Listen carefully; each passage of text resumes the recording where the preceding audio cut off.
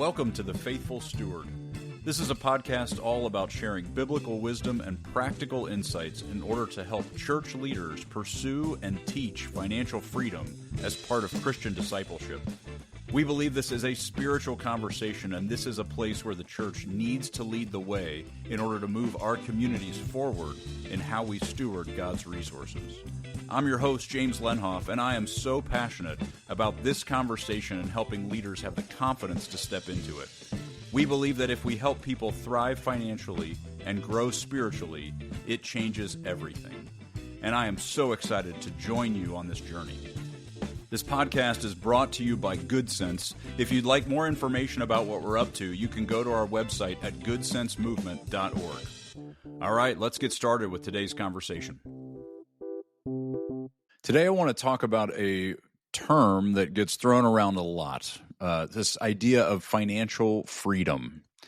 I mean, how often do we see clips about that online? Do we hear people talking about it, see books that are all focused on this idea of financial freedom, that's the ultimate goal?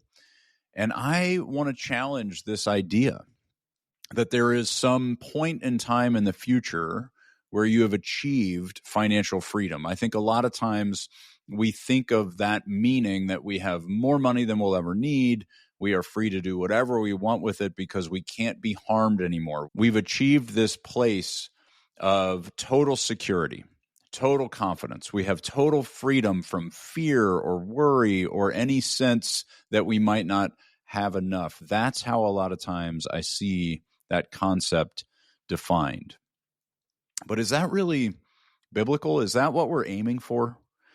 Are we really trying to accumulate so much that we have the freedom to do whatever we want because we don't owe anything to anybody or because we don't actually have to worry about anything anymore? We've become completely and totally self-sufficient. I'm not convinced that's actually the point. I think that when we achieve those places of quote-unquote financial freedom, a lot of times we actually see people that are more in bondage than they realize. I don't think freedom comes from having enough or having too much or having more than we could ever imagine. I think freedom, first and foremost, comes from knowing none of it is ours. Freedom actually comes from stewardship, from releasing this idea of ownership. That's actually where freedom is found. And if we keep aiming for financial freedom in terms of having so much that we don't have any more fear or anxiety or worry, we will overaccumulate, and then we will start to tell ourselves stories that are rooted in, this is mine, I did it, I built it, I grew it, so I get to do whatever I want with it. And here's the problem. Those stories end in slavery. They end in bondage. Look, we see this in the parable of the Prodigal Son. Jesus tells us about this kid who says, give me what's mine because I'm going to go and do whatever I want. I'm going to experience total freedom. And it does not go well. He wastes it. He spends it all on his lavish self-indulgence. And in the end, he realizes this isn't actually where it's found. This isn't what life is all about. And he goes back to the Father. And I have seen story after story of people who have accumulated and over-focused on building to a place where they have nothing to worry about, but all of a sudden what they worry about is their money. We see people all the time aiming for freedom and then finding themselves in places where they are serving the thing they thought was buying them their freedom. They're serving their money. They're serving their stuff because now they have all this different stuff and it all requires different things. They have multiple houses and multiple cars and all these different pieces and moving parts that they're constantly having to stay on top of and take care of. They're serving their money in terms of complexity. They're adding layers and layers to the complexity of those resources in order to protect them. And what we see is their attention is really focused on the money that they thought was buying them all the freedom that they hoped for. The truth is that freedom is not found in getting to a place where we have nothing to fear anymore. Freedom is realizing that we already are there. There is not an amount of money that buys us freedom. There is truly only a mindset shift that leaves behind the ownership mentality, that gets us out of this sense that because it's ours, we have authority over it. We get to do whatever we choose to do. Because the problem is oftentimes what we choose to do is rooted in self-indulgence and our own pleasure. But when we pick up the identity of faithful steward and we realize that none of it is ours, no matter how big it gets, we actually get to experience the freedom of serving the good king, of knowing that he is in control. All of these resources are his, and he gets to decide what to do with them. So we're no longer serving the money. We're no longer finding our security in the money. We're no longer seeing some finish line that says, if I just have this much, then I'll finally be able to stop worrying. I'll finally be able to experience freedom. And we start to realize we already have access to that freedom because we serve the owner of all this stuff. We are in his loving care.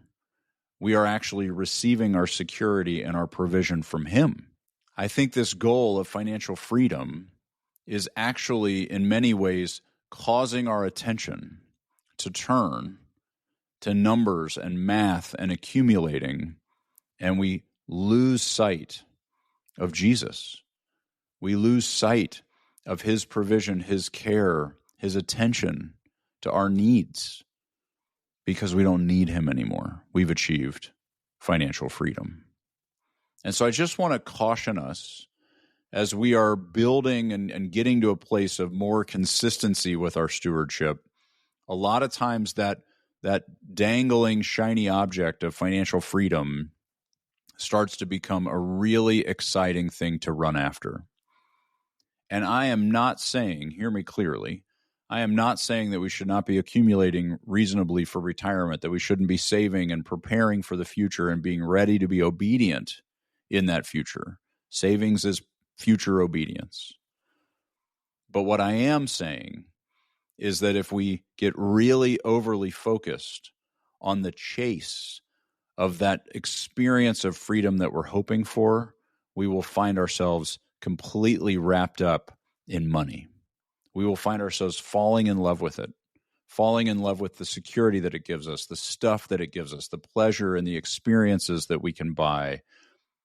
That love of money is what Jesus is most concerned about. It's what Paul warns us about. We cannot serve both God and money, Jesus says.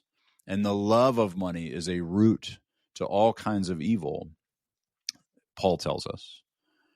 These are the things we need to be paying attention to, and a lot of times the pursuit of financial freedom is what gets us entangled in those very things that we're being warned to pay attention to. And a lot of times it's confusing because God does give different levels of resources to different people to manage. It's all still his stuff, but we have a wide variety of experiences. And it's really hard not to see other people's experiences and want that, envy it, be jealous of it, want to experience whatever we think they're experiencing. But just as Jesus tells us in the parable of the talents, these resources that we are being given to manage are for the expansion of his kingdom, for its growth, for its prosperity, not just our own. It is about multiplying the kingdom. When the king comes back in that story, the ones who use those resources to grow the kingdom are the ones that are welcomed in to their master's joy. The one who buries it, the one who is focused on it, the one who actually is afraid of losing it, afraid of spending it, afraid of having it go away, that's the one that actually ends up in a really bad outcome. And so what we want to make sure we're aware of is the goal of these resources is multiplication and growth, but it is never the source of our freedom. No matter how big these resources get, no matter how much we save, no matter how big our net worth grows to, it will never give us freedom. Freedom comes only from the giver of life. Freedom comes only through Jesus. And so accumulate. Be prepared for future obedience. Put yourself in a position to be able to say yes when God asks you to do something with his resources.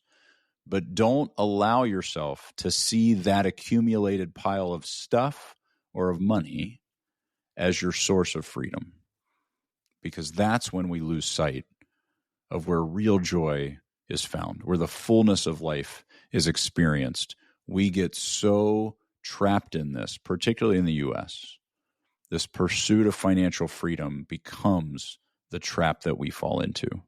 And so I want to caution us, as we're considering these things, balance this reasonable level of faithful stewardship and growing and preparing for the future, while always knowing it's never where life is found.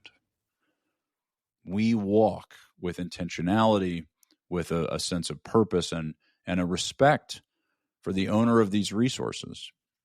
We want to honor him by knowing where these dollars are going, knowing what we're doing with all of these resources and why, but always acknowledging he's the source of all of our security, all of our freedom, all of our joy, all of our experience of delight. It comes from him, not from the money that he gave us to manage for his purposes.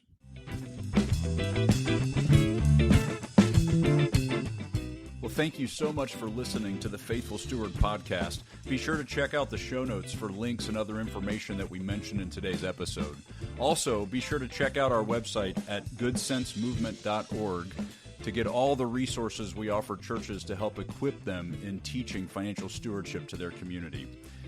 If you have any questions or any topics you want to make sure we cover on our show, you can email me at jameslenhoff@goodsensemovement.org. I'd love to hear from you.